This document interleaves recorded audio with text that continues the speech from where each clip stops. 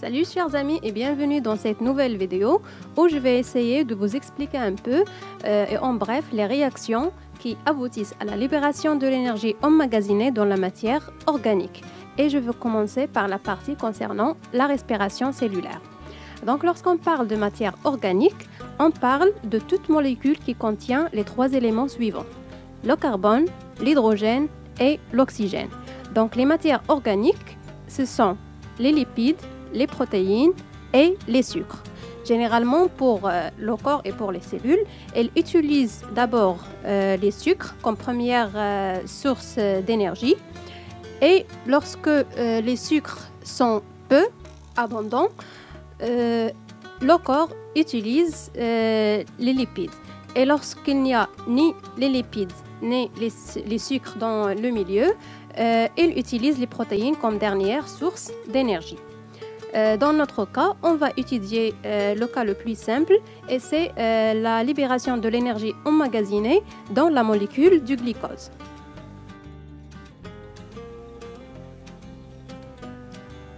Pour la respiration, c'est un phénomène biologique qui se déroule dans un milieu aérobie.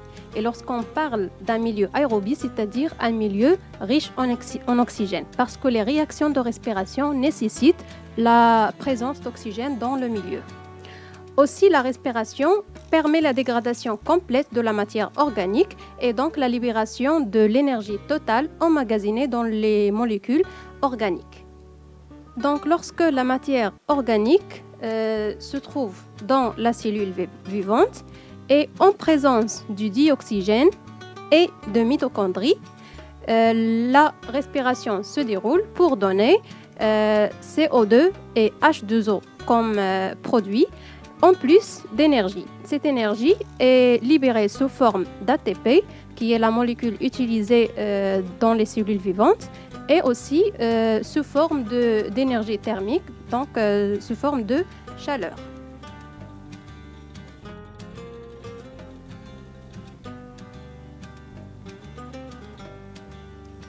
Donc pour la mitochondrie, c'est une organique cytoplasmique qui se trouve au niveau du cytoplasme et au niveau de laquelle se passent toutes les réactions de la respiration. Aussi, chez la cellule ou bien chez les cellules qui font la respiration cellulaire, les mitochondries sont nombreuses au niveau du cytoplasme. Comme vous le voyez sur l'image, les cellules ont un aspect granulé. Aussi, le volume des mitochondries au niveau de ces cellules, elle est très grand et aussi leur activité enzymatique est trop élevée.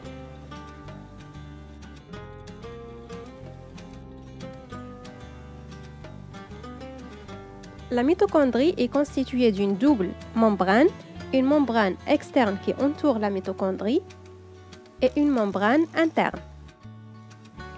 Les deux membranes sont séparées par un espace intermembranaire. La membrane interne de la mitochondrie forme de nombreux replis constituant des crêtes mitochondriales. Ces crêtes portent des sphères pédonculées responsables de la formation de l'ATP. Ici, on a un schéma d'une mitochondrie. Lorsqu'on vous demande de dessiner un schéma d'une mitochondrie, vous pouvez vous servir de celui-ci. Et ce qui est important de mentionner sur le schéma d'une mitochondrie, ce sont la membrane interne, la membrane externe, l'espace intermembranaire, les crêtes et la matrice. La matrice, c'est l'espace intérieur de la mitochondrie.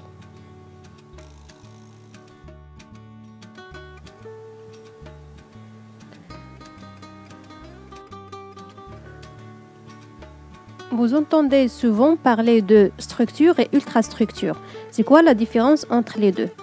Lorsqu'on parle de structure, c'est-à-dire que pour une organite, on donne ces constituants. De quoi elle est constituée? Comme ici, la mitochondrie, elle est constituée d'une membrane externe, membrane interne, l'espace intermembranaire et la matrice. Mais lorsqu'on parle de l'ultrastructure, c'est-à-dire ces constituants-là, ils sont constitués de quoi? C'est-à-dire la composition chimique de chaque élément. C'est quoi la composition chimique de la membrane externe et c'est quoi celle de la membrane interne?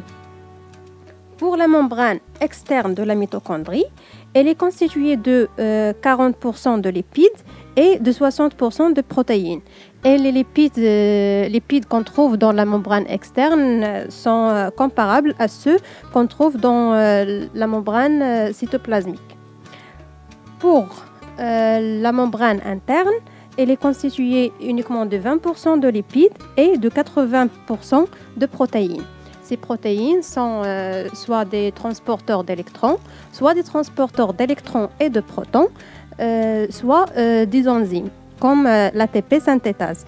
L'ATP synthétase, c'est à la fois un canal protonique, c'est-à-dire qu'il permet le transport des protons H+, et aussi c'est une enzyme qui catalyse la phosphorylation d'ADP et la formation de l'ATP. Aussi pour la matrice est l'espace intérieur de la mitochondrie. Elle contient des éléments carboniques comme l'acide pyruvique et tout ce qui vient de sa dégradation. Elle contient aussi des enzymes, des déshydrogénases, c'est-à-dire des enzymes qui éliminent l'hydrogène des molécules, et des décarboxylases, c'est-à-dire des enzymes qui éliminent les molécules, les atomes de carbone.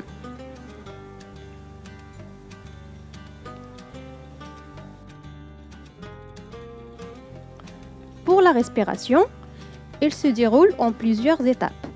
La première étape, c'est la glycolyse. Pendant la glycolyse, le glucose est transformé en acide pyruvique, ou bien on l'appelle aussi le pyruvate. Il se déroule au niveau de l'hyaloplasme. L'hyaloplasme, on l'appelle aussi le cytosol. Et l'hyaloplasme, c'est le cytoplasme dépourvu d'organites. La deuxième étape, ce sont les réactions du cycle de Krebs. Et le cycle de Krebs se déroule au niveau de la matrice mitochondriale. Lors du cycle de Krebs, le pyruvate est dégradé et il y a dégagement de CO2. Aussi, il y a ce qu'on appelle la réduction des transporteurs NAD+ et FAD. Donc, les réactions que subit le pyruvate au niveau de la matrice, ce sont des réactions d'oxydation. Et les éléments réduits qui sont le NADH2 et le FADH2 vont être oxydés au niveau de la membrane mitochondriale interne.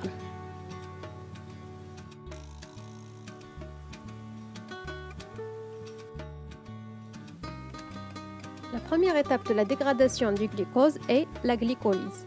L'ensemble des réactions de la glycolyse sont des réactions anaérobies, c'est-à-dire qu'elles ne nécessitent pas la présence d'oxygène pour que le glucose soit dégradé.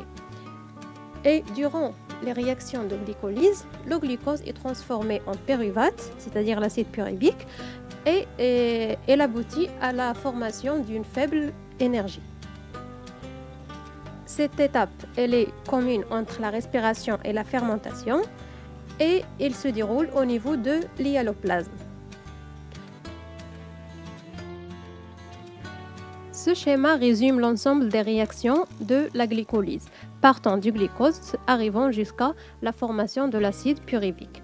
Pour ces réactions, elles ne sont pas spontanées, elles nécessitent l'implication de certaines enzymes spécifiques. Chaque enzyme catalyse une réaction donnée. Pour vous, vous n'êtes pas censé d'apprendre toutes ces réactions-là et leurs détails, mais ce qu'il faut faire, c'est à partir de ce schéma, d'abord, il faut préciser le bilan énergétique. Lorsque je parle de bilan énergétique, c'est-à-dire quelles sont les molécules énergétiques produites lors de la dégradation du glucose, c'est-à-dire lors de la glycolyse. Ici, dans la première réaction de transformation du glucose en glucose 6-phosphate, on a une réaction de phosphorylation.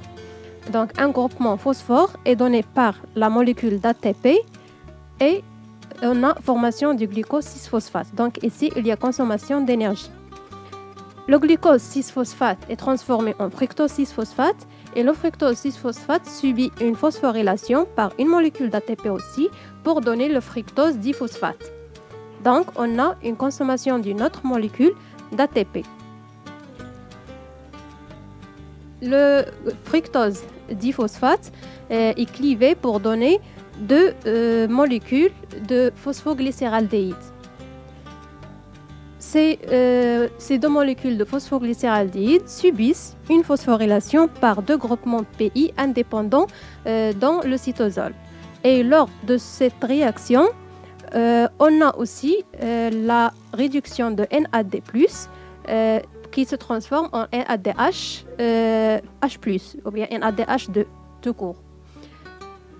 Ici, on obtient le diphosphoglycérate. Et ce diphosphoglycérate donne un groupement. Chaque molécule de diphosphoglycérate donne un groupement phosphore à ADP pour se transformer en ATP. Donc ici, on a formation de deux molécules d'ATP. Pour la dernière réaction, on a le phosphophénol pyruvate qui est transformé en pyruvate en donnant leur groupement phosphate aux molécules d'ADP pour former l'ATP. Donc ici, on a consommation de 2 molécules d'ATP et formation de 4 molécules d'ATP. Donc ce qui reste, c'est 2 molécules d'ATP. Aussi, on a formation de 2 molécules de NADH+. Et pour NADH+, c'est une molécule énergétique qui doit être oxydée par la suite. La deuxième chose qu'on vous demande de faire, c'est de donner la réaction bilan. Lorsque vous voulez donner la réaction bilan d'un ensemble de réactions ou bien d'une chaîne de réactions, ce que vous faites, c'est que sur votre brouillon, vous écrivez les réactifs et les produits. Le réactif initial, c'est le glucose. Pour les autres composés, lorsqu'il est produit, après, il réagit. Donc, il ne reste pas les réactifs et les produits des réactions partielles, on ne les note pas. On note le produit final qui est l'acide pyruvique. Sa formule chimique, c'est CH3COCOH. Aussi, on note tout ce qui entre en réaction et tout ce qui en sort. Pour la première réaction et la deuxième réaction, on a consommation de 2 molécules d'ATP et libération de 2 molécules d'ADP. Lors de la 6e réaction, on a intégration de 2 groupements PI et aussi on a réduction de 2 NAD+, pour donner 2 NADH2. La 7e réaction, c'est une phosphorylation d'ADP qui donne 2 molécules d'ATP. Et aussi, la dernière réaction, c'est une phosphorylation d'ADP pour donner 2 molécules d'ATP. Ici, ce qu'on fait avant de décrire la réaction bilan, c'est qu'on élimine les éléments qui se répètent en réactif et en produit. Ici, on a consommation d'ATP, 2 molécules d'ATP, et formation de 2 molécules d'ATP. Donc, on les élimine. On a production de 2 ADP et aussi en réactif, on a 2 ADP, on les élimine. Donc, ce qui reste en réactif, c'est le glucose C6H12O6, 2 PI, 2 NAD+, et 2 ADP. Et pour les produits, il nous reste 2 pyruvates, 2 NADH2 et 2 ATP. Et c'est ce qu'on écrit ici dans la réaction bilan. C6H12O6 plus 2 ADP plus 2 PI plus 2 NAD+, ça nous donne 2 CH3COCOH plus 2 ATP plus 2 NADH2.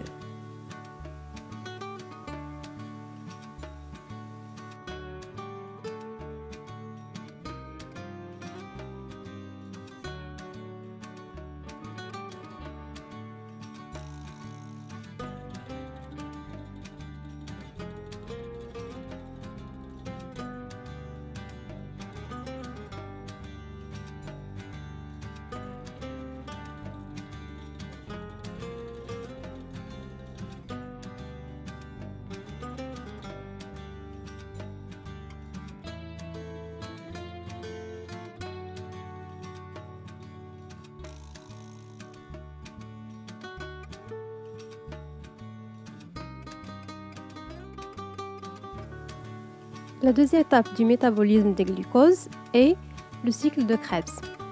Le cycle de Krebs se déroule au niveau de la matrice de la mitochondrie et lorsque l'acide pyruvique entre à l'intérieur de la matrice, il subit des réactions d'oxydoréduction. Lui, il est oxydé et on a aussi la réduction des transporteurs NAD+, et FAD. Donc, dans chaque cycle de Krebs, on a production d'une molécule d'ATP et de produits réduits, NADH2 et FADH2. On leur donne comme symbole TH2. Donc, dans chaque exercice où vous trouvez TH2, c'est-à-dire NADH2 et FADH2.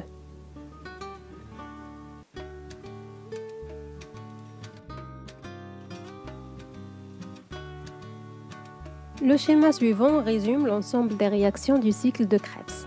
Ces réactions sont catalysées par des enzymes. Ce qu'il faut savoir sur les réactions qui se déroulent à l'intérieur des cellules vivantes, c'est qu'elles sont, dans la majeure partie, catalysées par des enzymes. La plupart d'entre elles ne sont pas spontanées. Ici, pour les réactions du cycle de Krebs, à votre niveau, vous n'êtes pas censé les apprendre par cœur, ni les noms des composés qu'on obtient lors des réactions partielles. Mais ce qu'on vous demande souvent, c'est de donner le bilan énergétique. Ici, dans la première réaction, on a oxydation du pyruvate pour donner l'acétyl-CoA. Ici, en plus de l'enzyme qui catalyse la réaction, on a intervention de l'HS-CoA. C'est un coenzyme, c'est-à-dire qu'il aide l'enzyme principale. Ici, le rôle de l'HS-CoA, c'est de prendre le radical acétyl, c'est le CH3CO de l'acide pyruvique, pour le fixer sur l'oxaloacétate.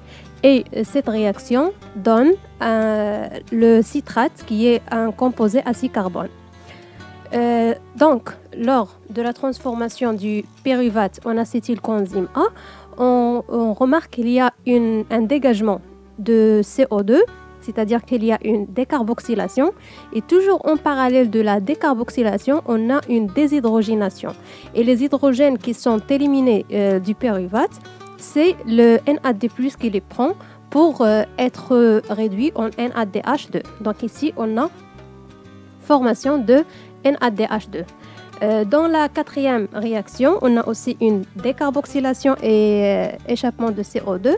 Et aussi, on a une déshydrogénation et réduction de NAD+, en NADH2 et formation d'un NADH2. Dans la cinquième réaction, aussi une décarboxylation en parallèle avec une déshydrogénation et donc réduction de NAD+.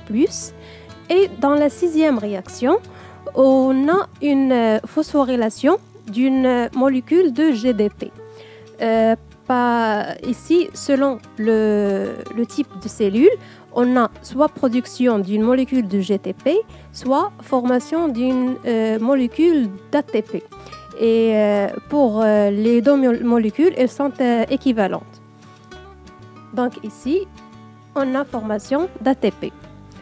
La septième réaction, on a oxydation du succinate et formation du fumarate.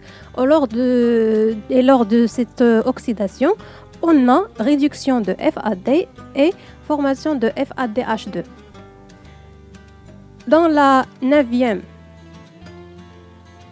réaction, on a réduction de NAD, donc il y a une déshydrogénation et formation de NADH2. Ici, ce qui précise qui prend les électrons et les protons, est-ce que c'est FAD ou bien NAD+, c'est leur potentiel redox. Donc ici, lorsqu'on veut donner le bilan énergétique, on a formation de 4 molécules de NADH2, une molécule d'ATP et une molécule de FADH2. Pour le NADH2, une molécule est produite lors de la formation de l'acétylcoenzyme A. Cette réaction se déroule lors de la pénétration des pyruvates à l'intérieur de la mitochondrie et les 3 autres à l'intérieur du cycle de Krebs. Donc ici, on a oxydation du pyruvate et en parallèle, on a réduction de NAD+, et de FAD. Pour ces molécules, leur concentration à l'intérieur de la matrice, elle est limitée. Donc, elle est nécessaire d'oxyder NADH2 et FADH2 pour assurer la dégradation des pyruvates. Parce que s'il n'y a pas d'oxydation, il n'y aura pas de NAD+, et de FAD. Et donc, il n'y aura pas de récepteurs d'électrons et de protons. Et lorsqu'il n'y a pas l'oxydant, il n'y aura pas d'oxydation.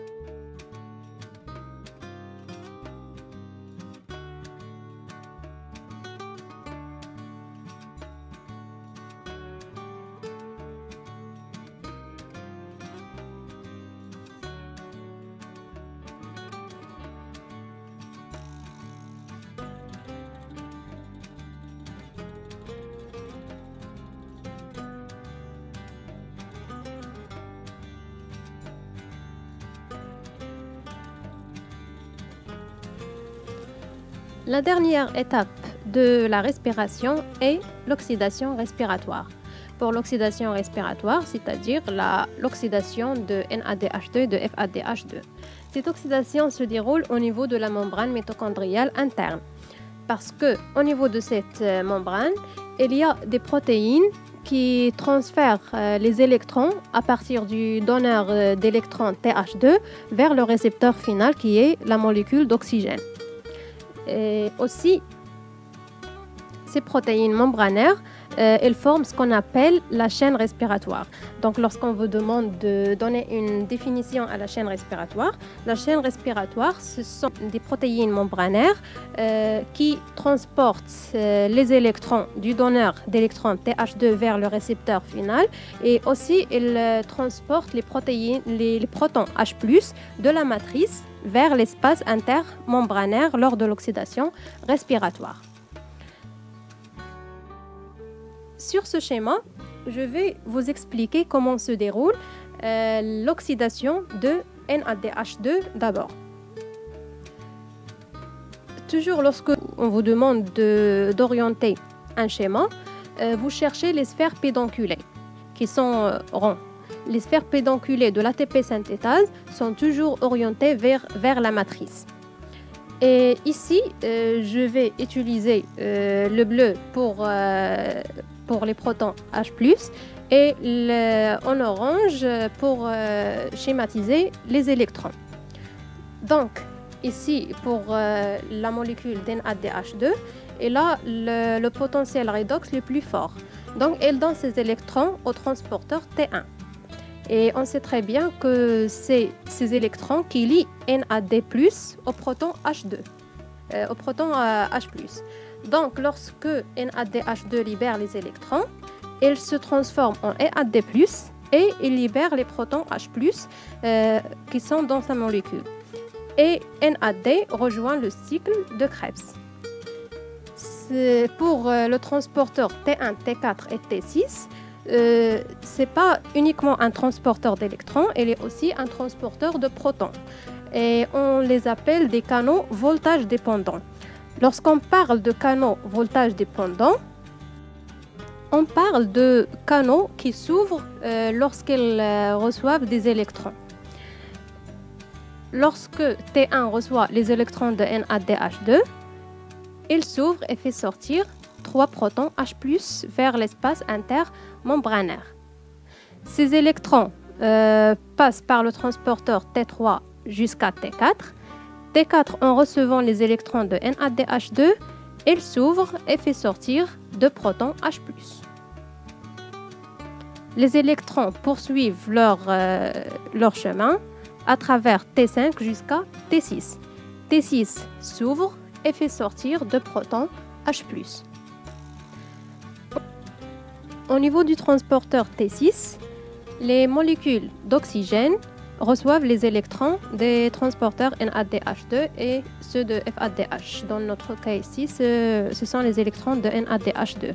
Chaque molécule d'oxygène reçoit 4 électrons pour donner 2 ions de O2-. Chaque ion O2- fixe 2 protons H+, pour donner une molécule d'H2O. Donc ici, lorsqu'on remarque ce qui se passe, c'est que les électrons de NADH2, lorsqu'ils arrivent au niveau du transporteur T1, T4 et T6, ces canaux font sortir les protons H+, vers l'espace intermembranaire. On a aussi la consommation des protons H+, lors de la formation des molécules d'H2O. Donc ici, la concentration d'H+, augmente au niveau de l'espace intermembranaire alors qu'il diminue au niveau de la matrice. Et généralement dans la nature, on doit toujours avoir un équilibre. C'est pourquoi les protons H+ doivent retourner vers la matrice. Et puisque la membrane mitochondriale interne est imperméable, donc le seul chemin par lequel les protons H+ peuvent retourner est le canal de l'ATP synthétase. Et pour la force protomotrice du passage des protons H+ par le canal, elles sont utilisées par l'ATP synthétase pour phosphoryler l'ADP. Lorsque 2 protons traversent le canal, une molécule d'ADP est phosphorylée pour former une molécule d'ATP. Donc ici, le passage de 2 H+ permet la production d'une seule molécule d'ATP. Ici, on compte ici combien de protons a fait sortir le NADH2 au niveau de T1, 3, au niveau de T4, 2 et au niveau de T6, 2. Donc, au total, les électrons de NADH2 ont fait sortir 7 protons H+. Donc, chaque molécule de NADH2 est équivalente à 3 molécules d'ATP. Pour FADH2, le potentiel redox de FADH2 est compris entre le potentiel redox de T1 et de T2. Donc, elle ne peut pas donner ses électrons au transporteur T1 et les donne au transporteur T2. Lorsque FADH libère ses électrons, elle est oxydée et donne FAD et aussi elle libère ses protons H+. Les FAD rejoint aussi le cycle de Krebs et ces électrons passent par T3 vers T4. T4 s'ouvre et fait sortir 2 protons H+ vers l'espace intermembranaire. Les électrons continuent leur chemin à travers T5 vers T6. T6 aussi fait sortir 2 protons H+ vers l'espace intermembranaire. Au niveau de T6 se trouvent les molécules d'eau qui reçoivent les électrons de FADH2 et qui sont réduits en O2-, puis fixent les protons H+ pour donner les molécules d'H2O. Donc ici, la concentration des protons H+ augmente au niveau de l'espace intermembranaire et diminue au niveau de la matrice. Et lors du retour des protons H+ par le canal de l'ATP synthétase, à chaque passage de 2 protons H+, on a phosphorylation d'une molécule d'ADP pour donner une molécule d'ATP. Donc, 2 protons H+ permettent la production d'une molécule d'ATP et les électrons de FADH2 ont fait sortir 4 protons H+. Donc, au retour de ces 4 protons, on aura formation de 2 molécules d'ATP. Donc, chaque molécule de FADH2 est équivalente à 2 molécules d'ATP. Donc, si on veut résumer ce qui se passe lors de la respiration, d'abord, on a la glycolyse au niveau de l'hyaloplasme, où le glucose subit un ensemble de réactions pour se transformer en 2 molécules d'acide pyruvique. Et lors de ces transformations, on a production de 2 molécules d'ATP et 2 molécules de NADH2. Les molécules d'acide pyruvique entrent dans la mitochondrie et subissent les réactions du cycle de Krebs. Chaque molécule de glucose donne 2 molécules d'acide pyruvique. C'est pourquoi ce qui se passe lors du cycle de Krebs, on va le multiplier par 2. Chaque cycle de Krebs donne 4 molécules de NADH+, une molécule d'ATP et une molécule de FADH2. Les molécules d'ATP peuvent être utilisées directement par les cellules, mais pour les molécules de NADH2 et de FADH2, elles doivent subir une oxydation au niveau de la membrane mitochondriale interne. Donc, si on veut faire le bilan ici, on a chaque molécule de glucose donne 2 cycles de Krebs. Donc, on a NADH2 fois 2, ça donne 8, plus 2 NADH2 produites lors de la glycolyse, c'est 10 molécules de NADH2. Chaque cycle de Krebs donne une molécule d'ATP, donc 2 cycles de Krebs donnent 2 molécules d'ATP, plus 2 ATP de la glycolyse, ça donne 4 molécules d'ATP. Et chaque cycle de Krebs donne une seule molécule de FADH2, donc 2 cycles de Krebs donnent 2 FADH2. Lors de l'oxydation respiratoire, on a dit que le retour des protons qu'a fait sortir NADH2 vers l'espace intermembranaire, lorsqu'il retourne par le canal de l'ATP synthétase, elle provoque la formation de l'ATP. Donc, chaque molécule de NADH2 est équivalente à 3 molécules d'ATP. Donc, ça donne 30 molécules d'ATP. On a 4 molécules d'ATP déjà produites et chaque molécule de FADH2 est équivalente à 2 molécules d'ATP, donc c'est 4. Donc, si on fait le total, la respiration donne 38 molécules d'ATP à partir d'une seule molécule de glucose.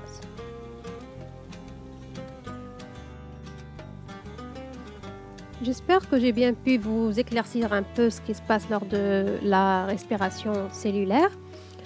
Et si vous avez d'autres questions à poser, n'hésitez pas de les poser en commentaire. Merci de choisir Ray School pour réviser vos leçons et à très bientôt.